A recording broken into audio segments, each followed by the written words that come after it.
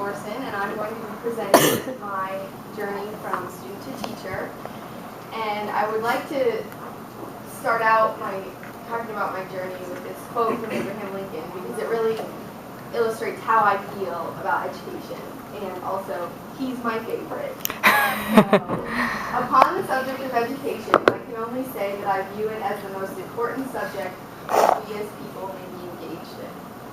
And I truly believe that education is the most important thing people can do, and that students and everyone should take pride in their ability to learn new things and find that passion that helps them, things that they enjoy learning about.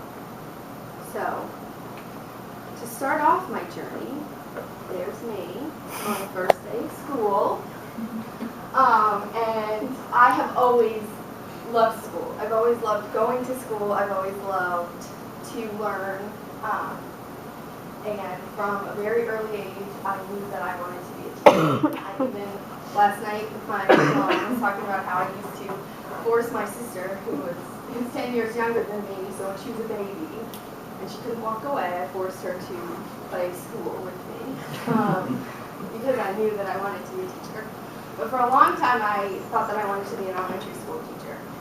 And it wasn't until about the 7th grade where I had a history teacher that really impacted me and showed me that history is just an amazing subject, and you can do so much more with it than just memorizing facts and dates. And she had the interactive notebook in our classroom, which I'll talk a little bit about later. And then as I went through school, my AP US history teacher, she said, maybe you should think about becoming a history teacher, because I know you want to be a teacher and you love history. So I kind of hadn't thought about that before. And so as I moved through my senior year, I came to realize that that's something that I wanted to pursue in college. So I majored in history in undergrad, and I learned a lot of valuable things. Took a lot of great history classes, but as I moved through undergrad, I was always waiting for graduate school because I wanted to start the education piece of my learning.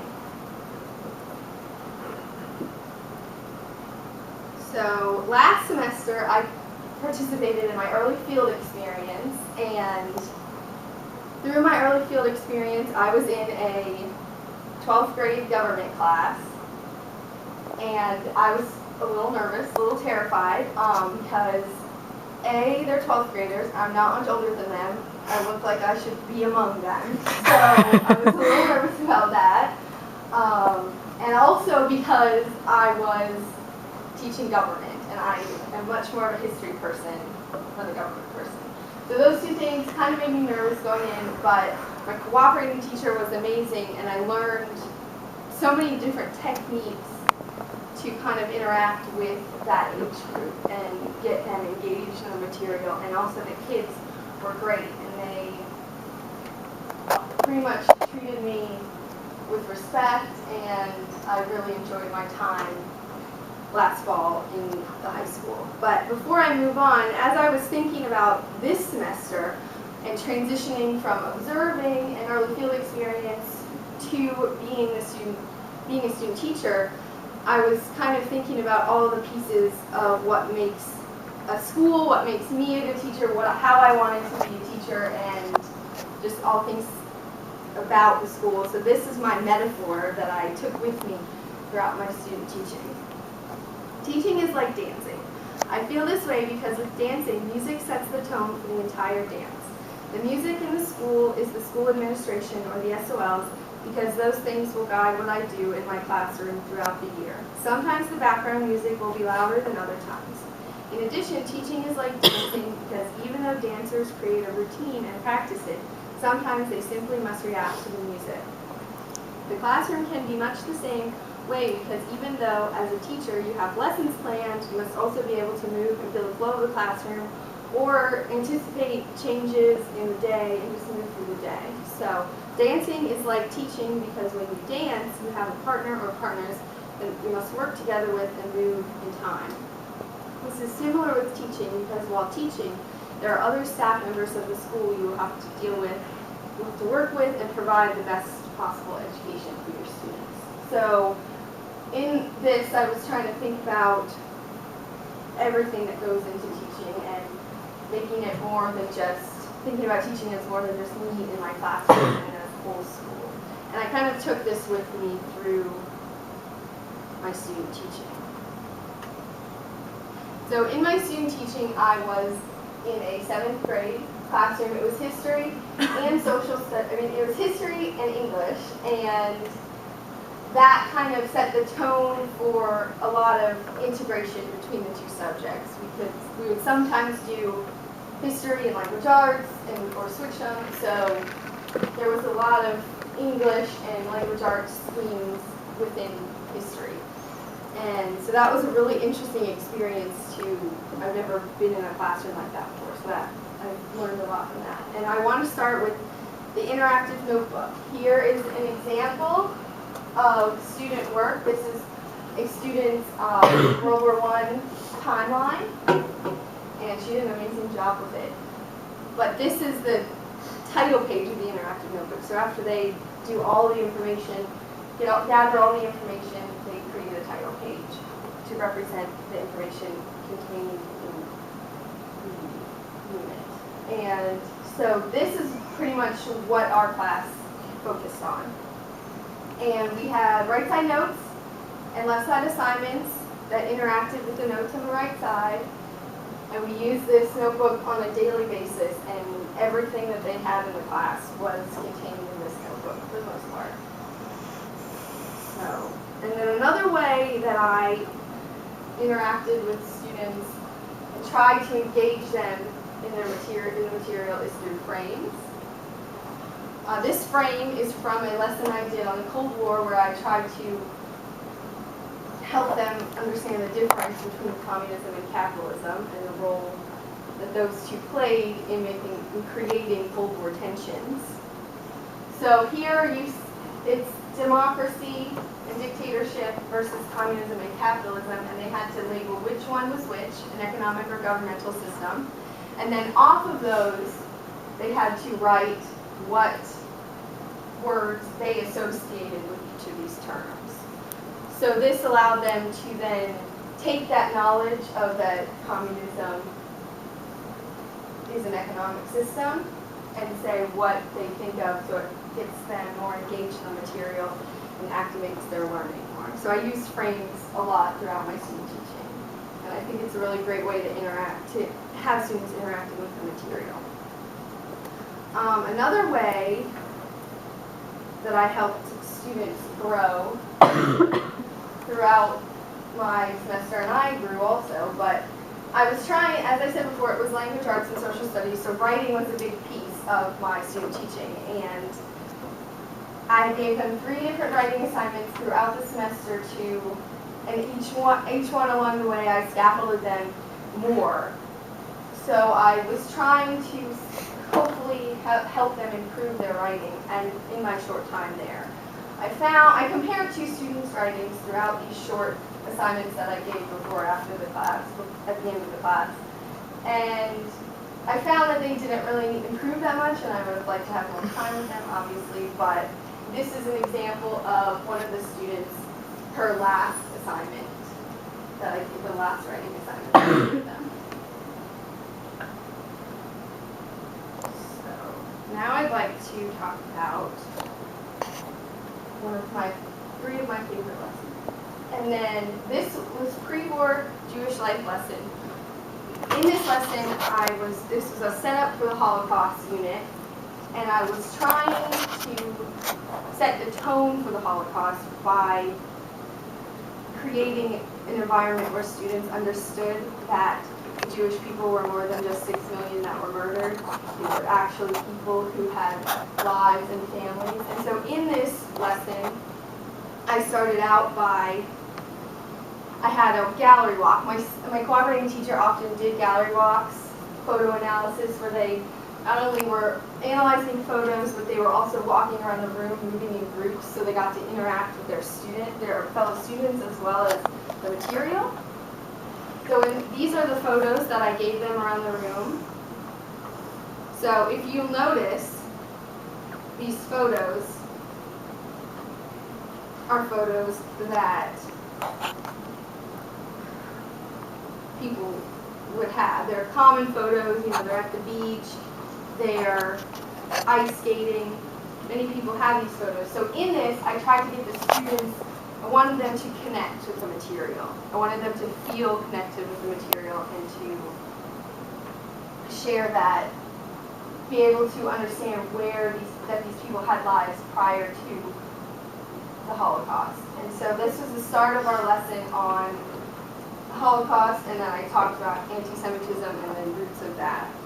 So this photo analysis was really important to me, and since I was teaching 20th century, photos are, I think, one of the best ways that students learn and gather material. This lesson, post-World War II consumerism, I actually used the jigsaw method to, as I said before, the right side notes kind of are just notes. They're kind of boring. So I wanted to have the students deal with the material in a different way. Rather than just having them read the notes while we were waiting for something else, transition time, I wanted them to interact with it. So what I did was I did a jigsaw.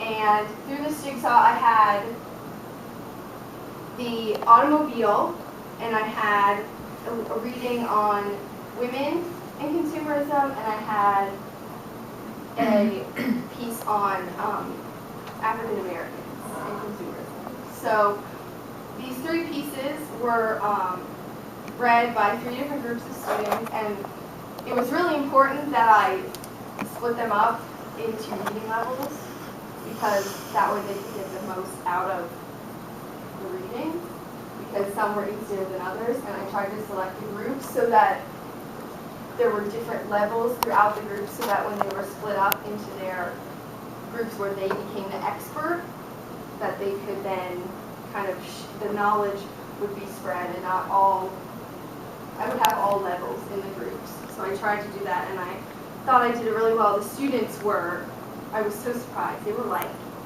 engaged, they were eating up the material, and they were annotating like crazy, so they got to practice annotations, and I was really surprised how engaged they were in their readings.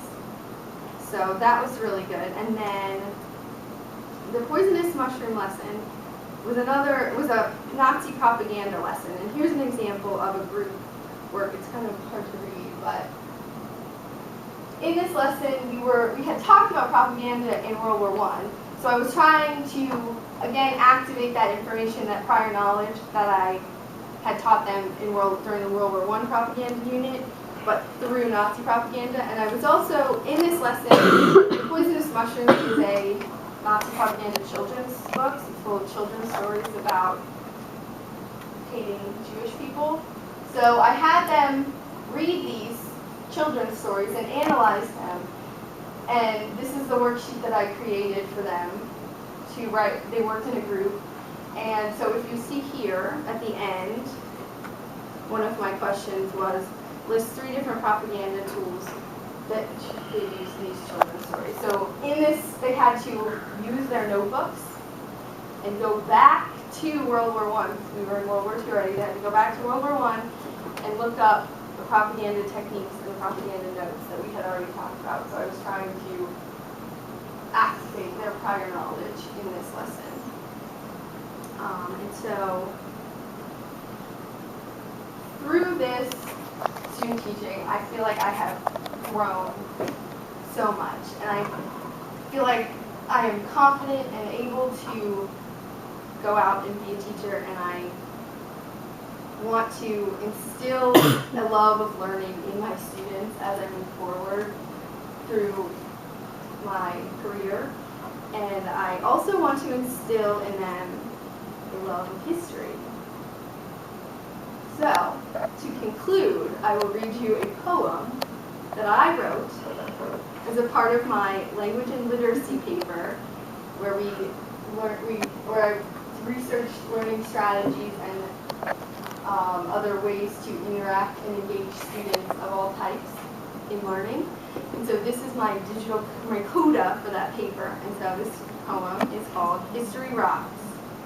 History rocks because you get to travel through time looking at old stuff, trying to give it reason and rhyme. History rocks because you get to read books, both old and new, challenging those texts to see what's askew. History rocks because you can be more independent in your search for new knowledge and judgment.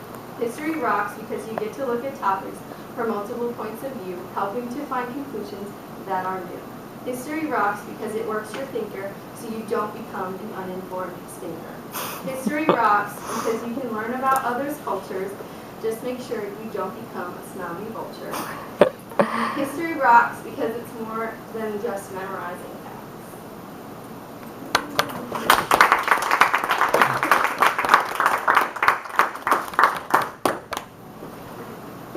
Thanks, Mallory. Can you now pull up your electronic portfolio, please? And then take us to a quick tour of what you think stands out for you as a teacher. Whether it's the INTAS standards that resonated and sort of like worked well for you, and then maybe take us to a couple of ones that you feel like you've still got areas to grow on. Okay. Please. Okay. Well, I'll take you to my favorite INTAS standard.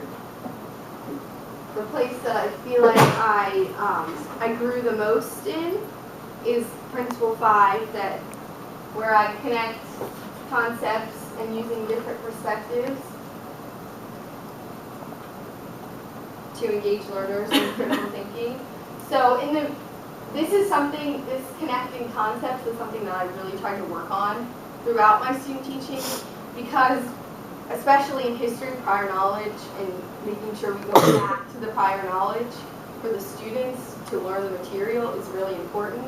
And so I really try to work on, in lessons, trying to connect back to future lessons, past lessons, and also trying to look ahead to future lessons. So I really felt like I grew throughout this in creating this connections. And also, some of my artifacts where within lessons, I compared things. We did a comparison of Wilson's 14 points and the Treaty of Versailles in a Venn diagram.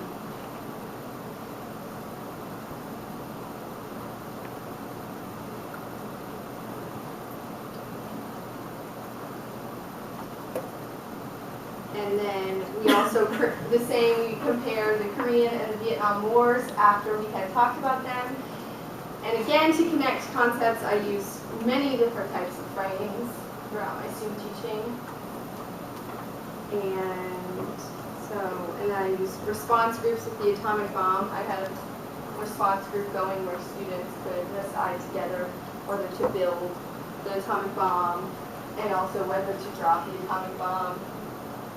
So I was trying to connect there. I was trying to connect the students to be able to build a consensus and come together to present their findings. The one that I struggled with, the INTAS that I struggled with the most, is probably the assessment piece, not because I didn't have enough varied forms of assessment. I think it's really important to assess students in different ways because every student has a different way of things that they do best. I think that it's just I need to improve on it because I can always make my assessments better. I can give more rubrics. With my writing assignment, I chose to give the rubric at the last writing piece, and in the future I would set up my classroom so that they would know how I was assessing them in the beginning, and they would know what to expect, so that I could hopefully go from there because they already know what to expect. Whereas when I did my writing, when I had them write pieces in the class this semester, they didn't really know what I was expecting from them. So I still need to grow in that and make my assessments more. I could improve on the way that I assess students through writing and through tests and other forms of assessment. So And then can you just take me to, or talk a little bit, my last question, about your blog and your vlog, and what kind of things does that demonstrate? So my vlog, I was kind of hesitant in the beginning to do a vlog, but I love it. I think it's really a great way for me to kind of share my reflections, because I'm a very reflective person, and I think it's important to reflect on your teaching on a daily basis, on a period by period basis, so that you can provide the best education you can for the students. And so this blog allowed me to, in many ways, reflect on my practices. I have 2 lessons, midterm from last semester in here and a midterm from this semester, and it just shows with videos, and it shows my growth as a teacher. So here's my details of my student teaching. And there I highlight the poisonous mushroom lesson. I was really proud of that.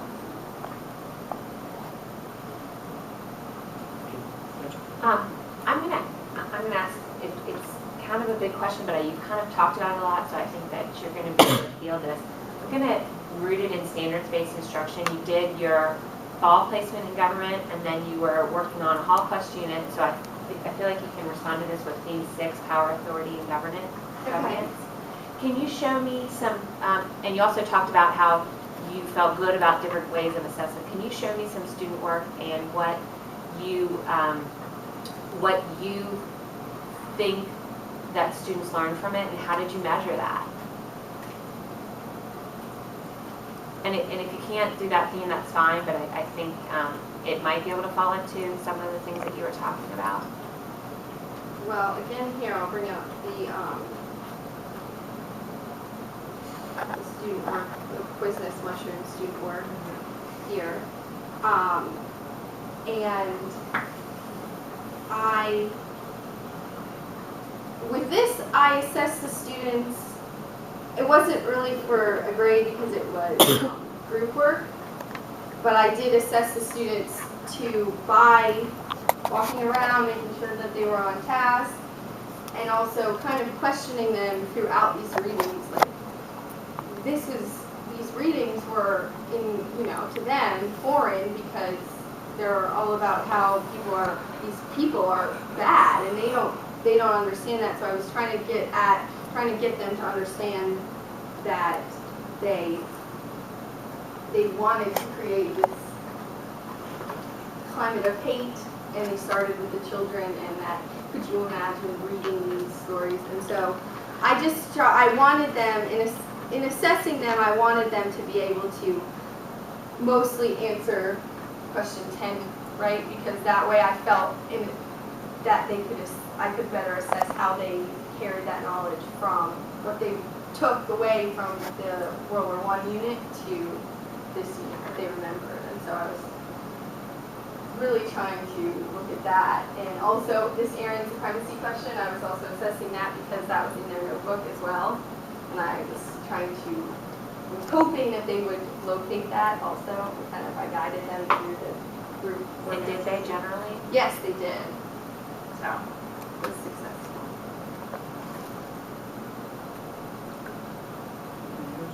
Yeah, actually, I want to see, just hear you talk a little bit more about your student growth through writing project that you did, and talk about how the actions you took affected the learning outcomes that you were expecting.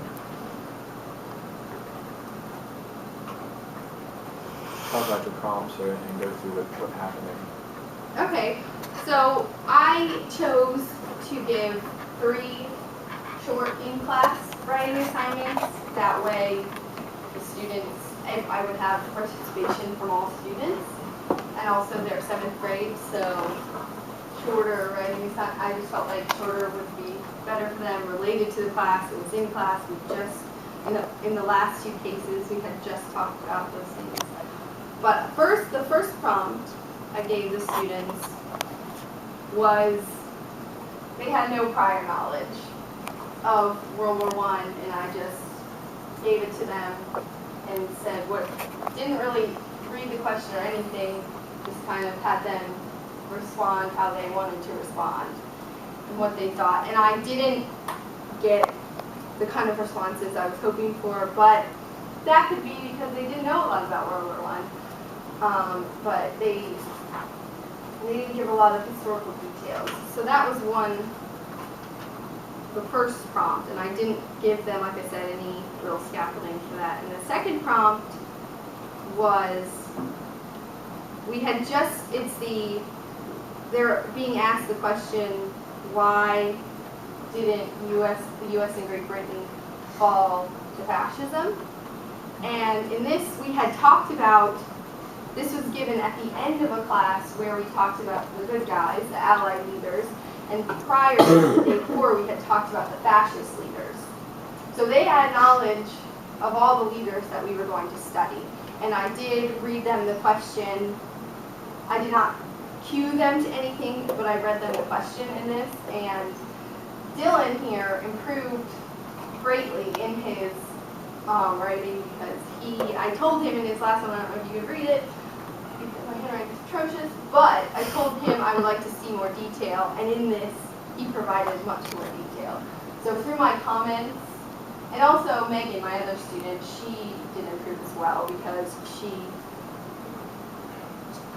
she improved at a slower pace than Dylan, but she did try and give more details and back her answers with historical details. And in the third prompt, the students, this was at the end of our unit on the Cold War, and we had spent 2 days talking about the Civil Defense Administration and the creation of that and what that meant for the home front during the Cold War, what that meant for the American people. And so at this question, I read it to them.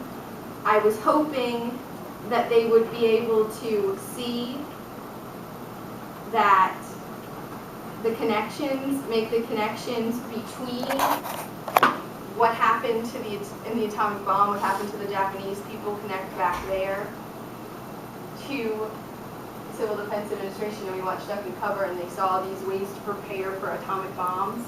So I was hoping that they would gather that information and say, well, look at what happened to the Japanese, and kind of activate that prior knowledge that we had talked, things we had already talked about. And Dylan did that. He actually did that with his writing. So I felt successful at the end because a lot of the students did mention the atomic bomb and the effects it had on the Japanese at the end of World War II. So I thought that they grew in their writing, although I wish I had had more time with them. They did show, Dylan especially, showed growth. And I really enjoyed doing these short writing assignments because I think that they give students a different way to give their knowledge to me, and a different way for me to assess what they know.